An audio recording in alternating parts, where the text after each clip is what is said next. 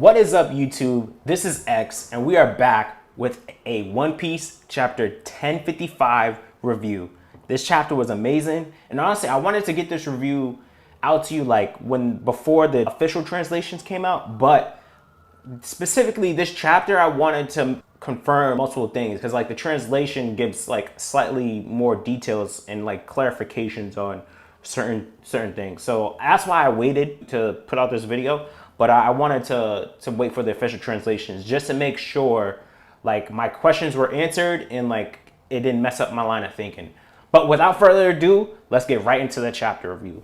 We have Yamato, Momo, the Scabbards continuing their fight with Green Bull.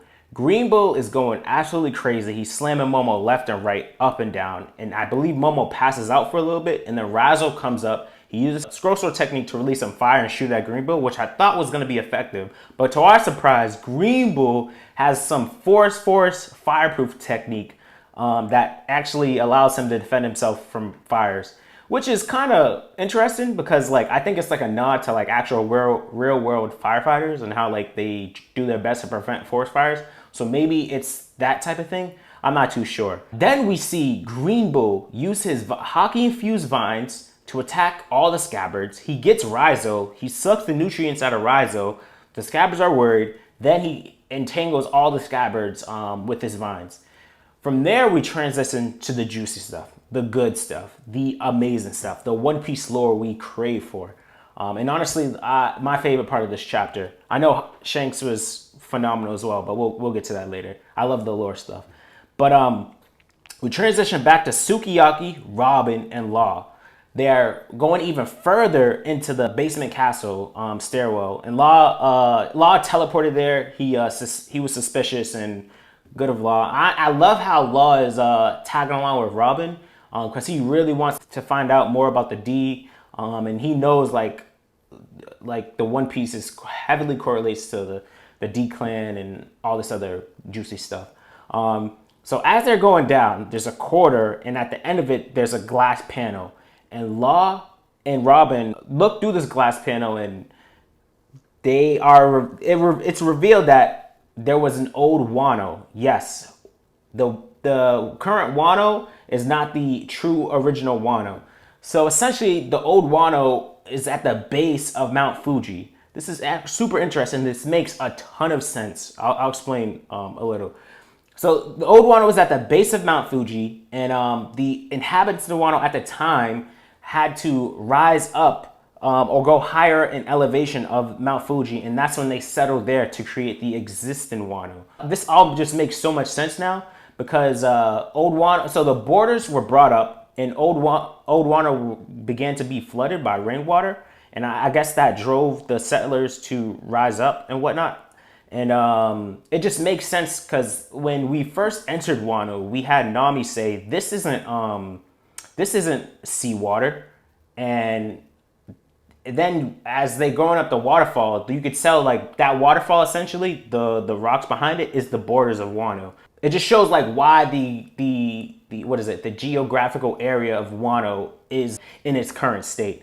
That's why we have those wild currents. That's why the koi fish could survive. Honestly, I don't know too much about koi fish and whatnot, but I'm pretty sure they can't survive in salt water. They have to survive in fresh water. So Oda was giving these hints to us, and it's just phenomenal how it just all makes sense. And right now, I don't think no one predicted this either. This is just great stuff. So then we have Sukiyaki, Robin, and Law continue down even further, and they find the road poneglyph. Pretty awesome stuff.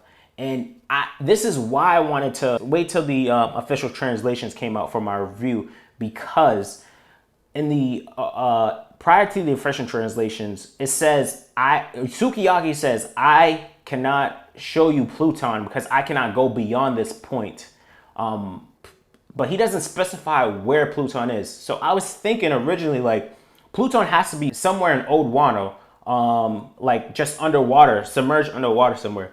But in the official translation, Sukiyaki says the Pluton lies even further below. So I think this confirms that the Pluton is somewhere in the lava cavern or something where Big Mom and Kaido got sent. Oda's he's given us hints that I could be wrong, but it makes sense. It just makes sense. So this got me thinking that the borders of Wano didn't like arise just from like the base of Mount Fuji of where Old Wano was. It rose from even deeper below, if that makes sense. Like, because if the borders have to be broken in order for Pluton to be released. And Sukiyaki specifically says breaking the borders releases Pluton. So if Pluton is further below the base of Mount Fuji, that means breaking the borders would have to be broken below Old Wano itself. So where I guess the lava cavern is. I could be totally wrong. Pluton could be where like submerged in the flooded Wano. I could be wrong, but I'm inclined to believe it's even deeper where the lava cavern was, where we saw Big Mom and Kaido. That would be crazy if Kaido and Big Mom were knocked out and they were drifting right past Pluton. That would be insane. So then we transition back to Momo versus Green Bull, and he's telling Yamato, don't engage in combat, do not fight.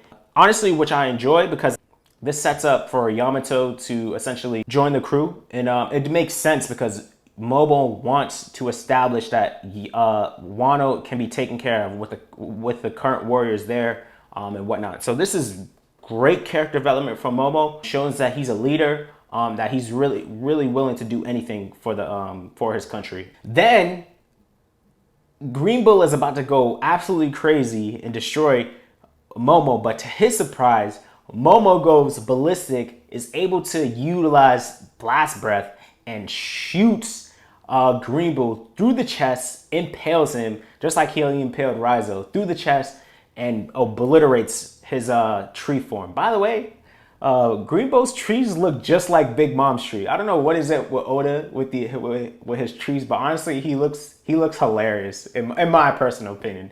But completely obliterates Green Bull's tree form, and I'm actually surprised at how effective it was compared to like Raizo's fire release. So it seems like Blast Breath, it's definitely on a higher level, but that just shows like Kaido's Devil Fruit is literally a problem. It's a force to be reckoned with.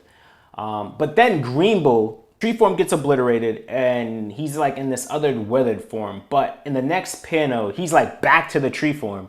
So maybe it wasn't as effective, but it is kind of interesting how he just took that. So maybe he was using his fireproof technique as well. And as he's about to attack Momo, we see the black lightning. When my live reaction, I'm like, that has to be Shanks. That has to be Shanks. And to our surprise, it's Shanks. And the reason, like, this was absolutely phenomenal because it just shows, like, one, Shanks' observation hockey to sense that fight going on in that direction is, like, next level. Two, his Conquerors is absolutely insane. Black lightning is traveling through that distance. He's definitely hundreds of meters away from Momo's location and whatnot. Three, I'm pretty sure he sent that through his sword, which is just absolutely phenomenal because when we pan Shanks on his boat, he has a sword out and I think there's like a glow, like you can't really tell, but there's like a glow to his sword and it's like, I don't know, in my opinion, there's like some type of glow, or the anime will do the work for this, but there's like some type of glow to it. We see the quotes of his crewmates telling him, Shanks, do not go all out. People are foaming at the mouth, passing out. I can't wait till anime animates this. And he's like, are you afraid of the new age to Green Bull? And like the fact that he's saying this, and like, I don't know if Green Bull could hear this. Like, I think it just shows Shanks using observation hockey to project his words to that distance or whatever. Like, maybe he's combining observation and Conquerors at the same time. And like, I don't know, it kind of gets tricky thinking about this, but this was just a phenomenal piece of art I just viewed, and it just got me so hyped. So then we pan back to Green Bull, who is shook. The fact that he made him yield stopped it, and this man is just gone in the next scene. So we have Momo and Yamato cheering. Yamato cheering, Momo's crying, and honestly, I have a ton of respect for Momo. His character development is like great in this chapter. I feel like this is the solidification of his character development. Yeah, the cherry on top, essentially. And then we pan to see our boys, Luffy, Zoro, Sanji, and Jinbei. They knew all along. I had a feeling they knew. They knew all along this fight was going down.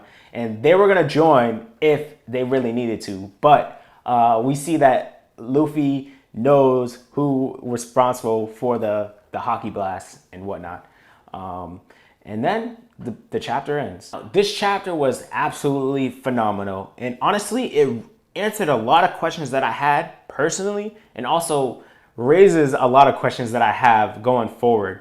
So specifically, the world government was on standby, ready to storm Wano when Zunisha was there. And I'm pretty sure the girl state and Emu himself, they know that Pluton's there. They have to know. Definitely Emu, he definitely knows that there's an Old Wano and that the borders are brought up. Maybe they don't know Pluton's there exactly, but I think they do. So definitely just shows why the government was on standby, ready to invade. Secondly, it shows Zunisha's importance and how she's able, and why she's like so significant to Momo, and why she's so significant to Wano and opening the borders. I guess she's gonna swing her tree trunk, or he or she is gonna swing her tree trunk to slam it into the walls of Wano, the borders of Wano, and I guess that would open the borders. I'm not sure exactly how that's gonna happen, but it makes sense that way, logically. Also, Greenbow entering Wano at the end, he's there for a specific reason. Well, I feel like Oda made him come for multiple reasons, such as Yamato's development for joining the crew, like having him be the final antagonist, showing that Momo can defend Wano, allows Momo to join the Straw Hats so that she doesn't need to stay behind and whatnot. Secondly, I also think Greenbow needed to see Momo in his dragon form because he's utterly confused. He's like, wait, there's a pink dragon. It's not Kaido. They know, the world government knows that Kaido's devil fruit is utterly ridiculous. There's a force to be reckoned with. And I believe Greenbow is going to be the one that goes back and tells the world government, the Marines, like they have a pink dragon in Wano and he's the one in charge now. I fought against him. He did a Boro breath against me, blah, blah, blah, blah. This, I believe Greenbow's there just so he can tell the world government, tell the Marines that Momo's a force to be reckoned with. Wano's still a threat to us right now. I think it's just really to get the word out on Momo. Also, Greenbow's there to help promote Film Red, with Shanks being the one to like instill fear in him. I feel like Shanks is a significant part of Shanks being near Wano, not directly in Wano. It's specifically for Film Red promotion.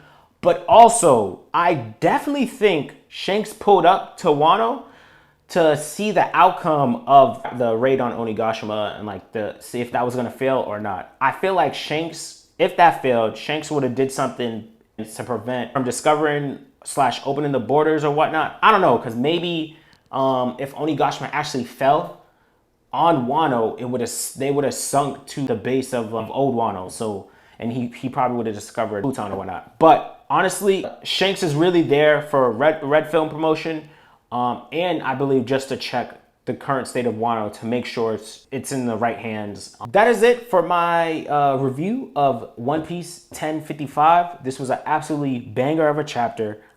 I really enjoyed it. Momo's development is great. Yamato basically confirmed joining the crew. Love seeing Luffy, Zoro, Sanji, and Jinbei just chilling, doing Yonko activities without joining the fight and whatnot. And love seeing the advanced conquerors on full display. Like, I can't wait till we get more on Shanks' crew, because they have to be hockey masters, just like. And I feel like we're just scratching the surface with advanced conquerors and hockey in general. And just amazing lore on Pluton and all this other stuff, man. But had a great time reviewing the chapter. Thank you guys for spending the time to review with me. I'm gonna have more content for you guys coming soon. And peace.